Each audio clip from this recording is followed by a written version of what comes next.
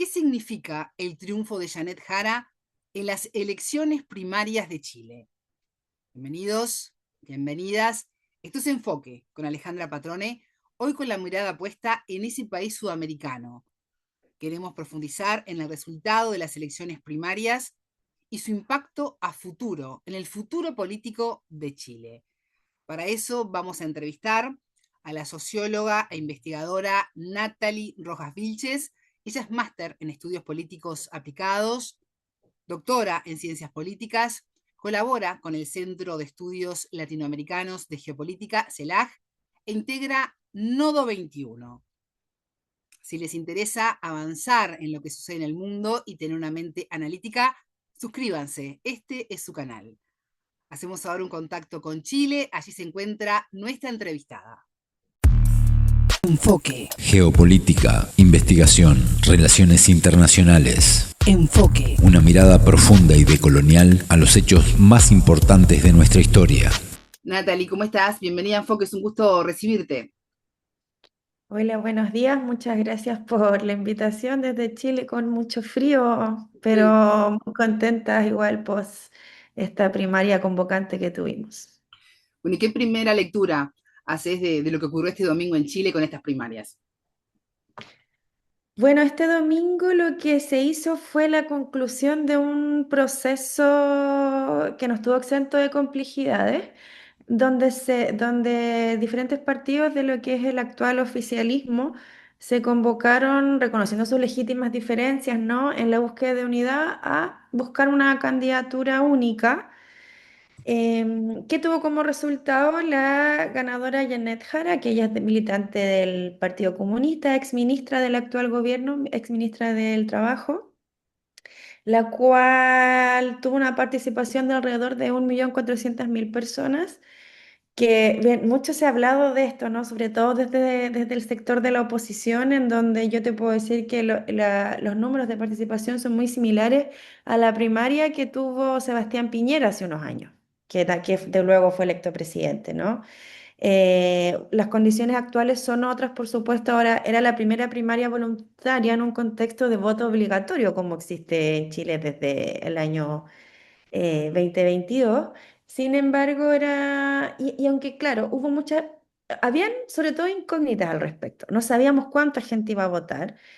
Por supuesto que se esperaba que votase mucha más. Estaba el dato de que la última semana cerca de 8 millones de personas consultaron online cuál era su local de votación, porque se reconfigura, ya que en las primarias eran voluntarias, pero excluían a todo el padrón de militancia inscrita en los partidos de derecha. Entonces hubo como una reconfiguración de locales de votación, ¿no?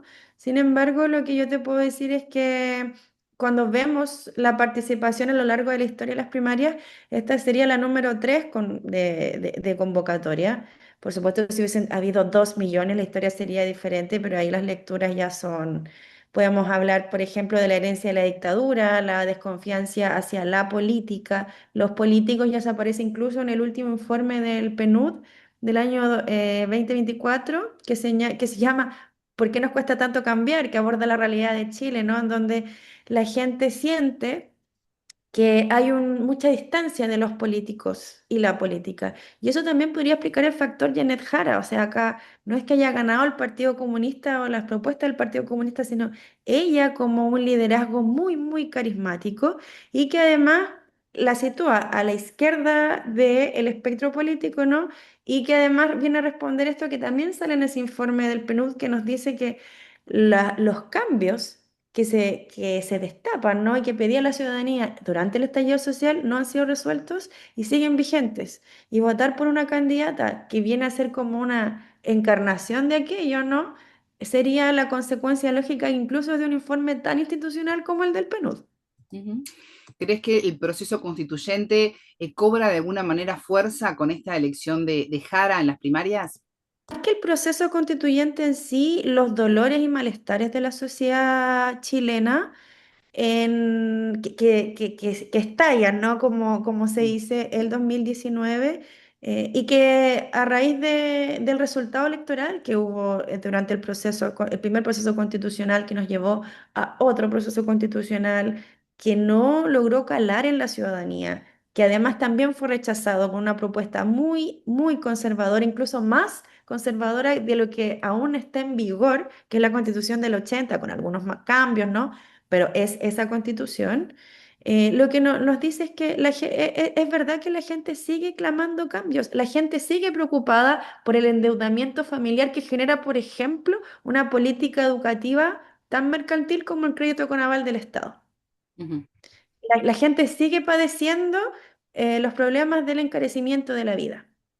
Entonces, eso es lo que a nuestro entender desde No 21 nos da como resultado el que una candidatura como Janet Jara haya sido por lejos la ganadora de esta primaria.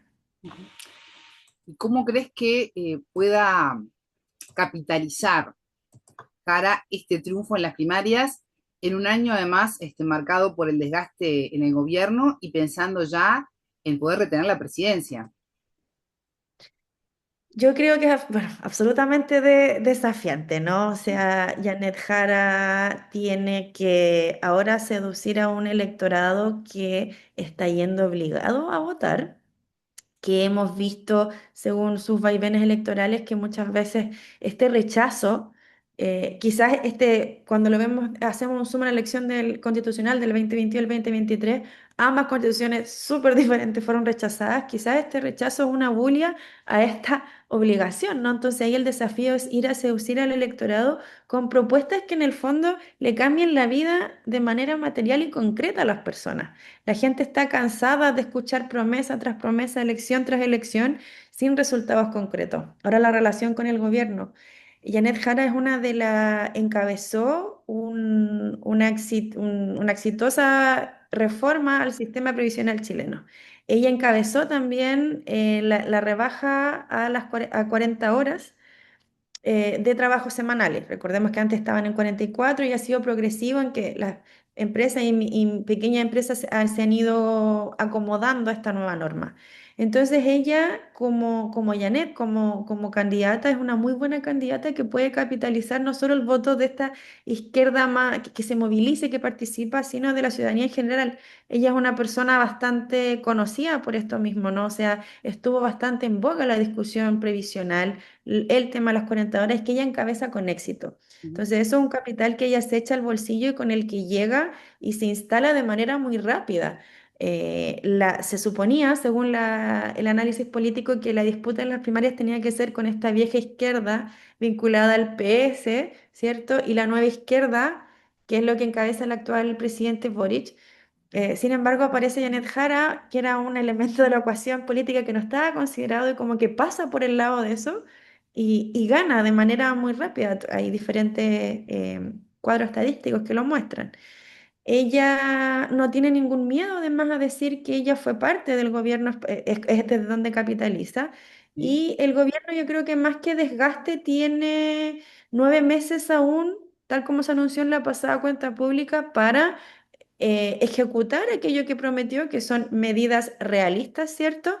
Pero que en el fondo buscan dar un cierre a lo que ha sido este gobierno, que muchas veces dice, claro, el presidente Boris tiene poca tasa de aprobación, pero siempre fue la misma. Una base sólida con la cual no se ha alejado ni siquiera en los momentos en donde ha sido más cuestionado. Entonces, el desafío es justamente darle respuesta a esto que ha anunciado para tener un cierre que le permita en el fondo proyectar su triunfo o continuidad, como también lo ha señalado la candidata Jara, con su candidatura. Por supuesto que está difícil el escenario, no solo por lo que pasa en Chile, lo que puedan decir las encuestas.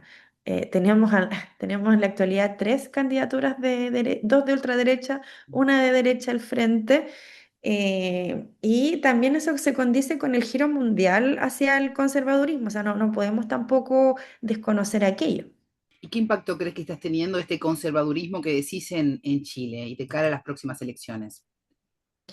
De lo que más a mí me ha preocupado y que lo he visto además, nosotras desde Nova 21 lanzamos un estudio en noviembre pasado sobre el votante popular chileno y vemos cómo calan las ideas ultraconservadoras, por ejemplo, de lo que ocurre en Ecuador.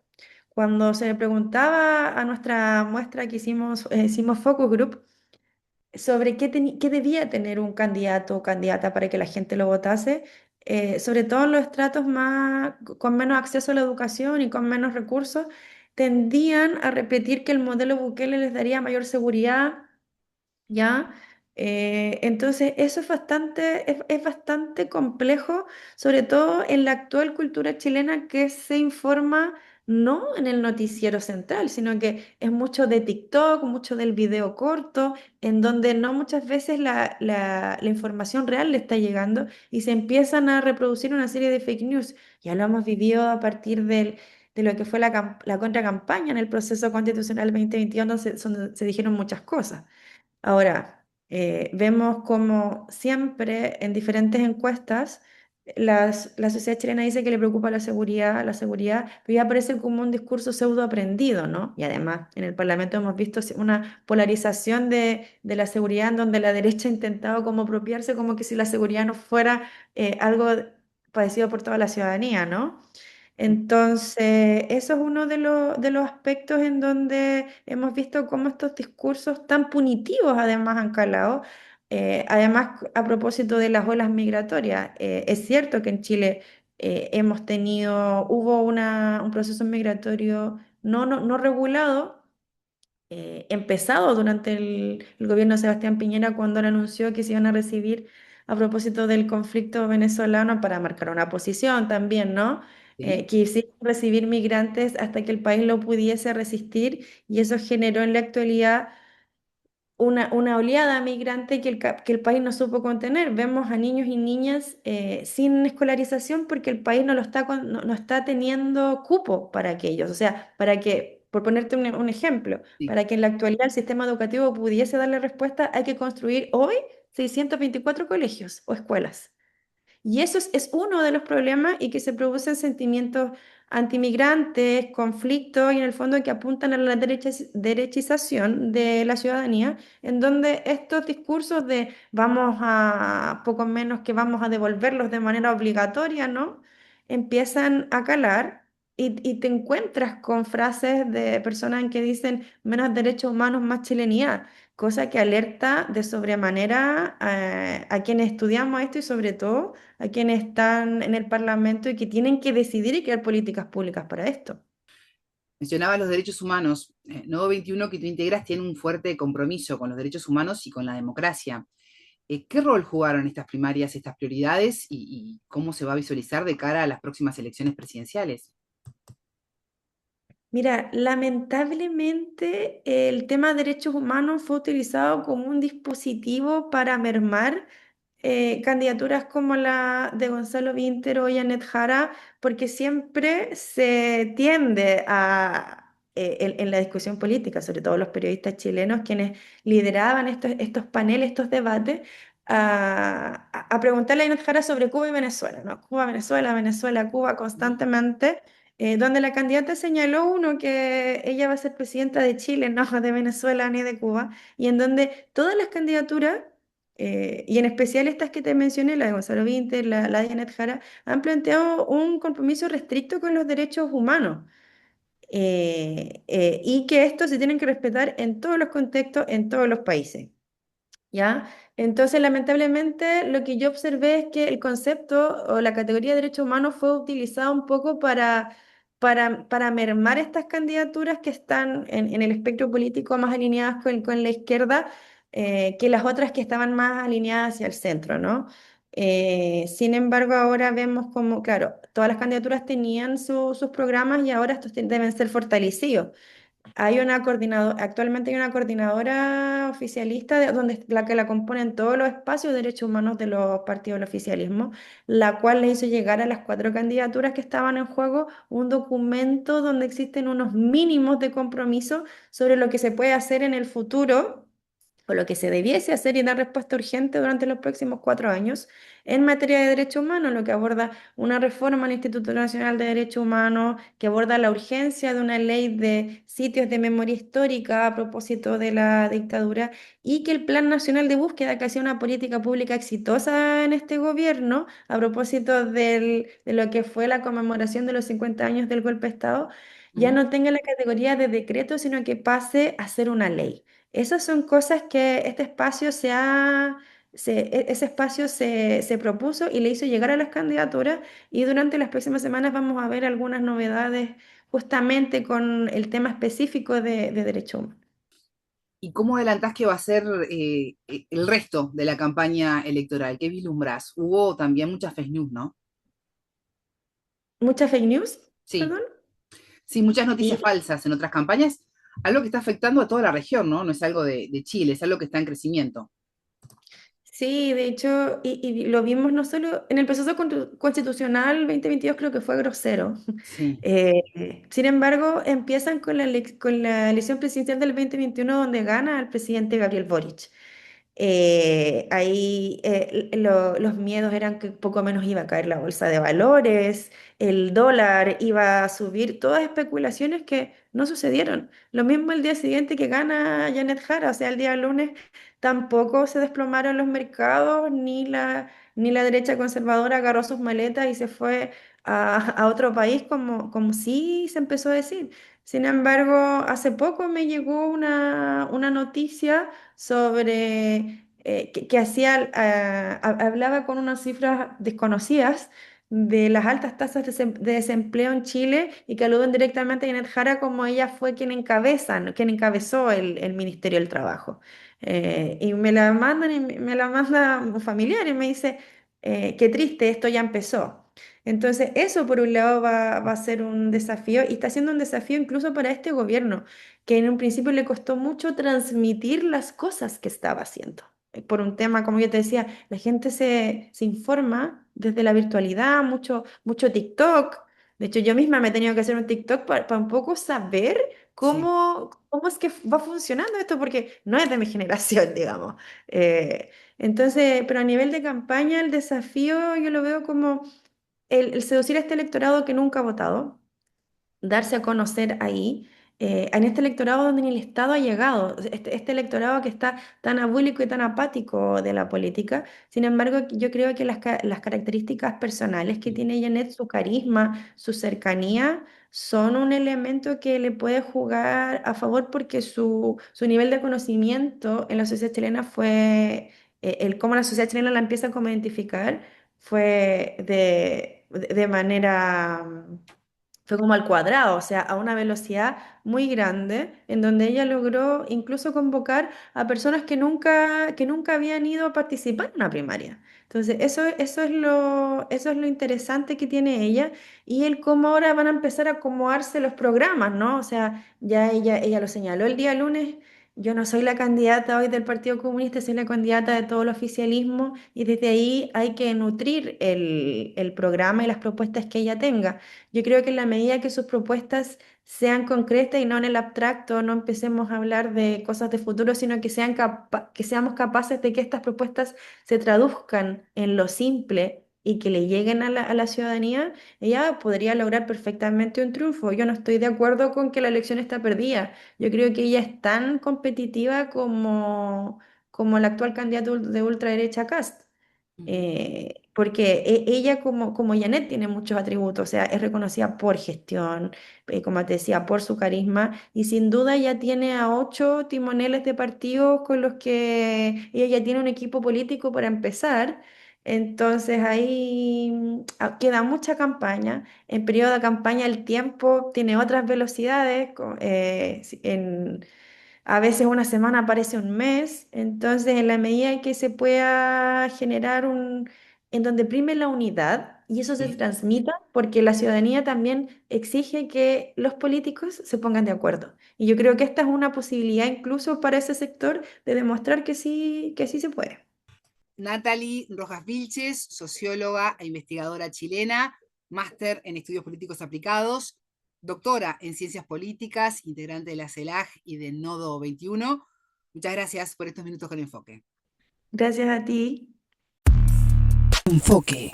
Es momento de despedirme. ¿Ustedes qué creen? ¿Qué significa el triunfo de Janet Jara en las elecciones primarias de Chile? Escriban aquí abajo, los leo. Suscríbanse a este canal si les interesa estar informado y son conscientes de la importancia de poder analizar lo que ocurre en el mundo. Tengan todos ustedes una excelente jornada. Buena vida para todos. Enfoque. Geopolítica, investigación.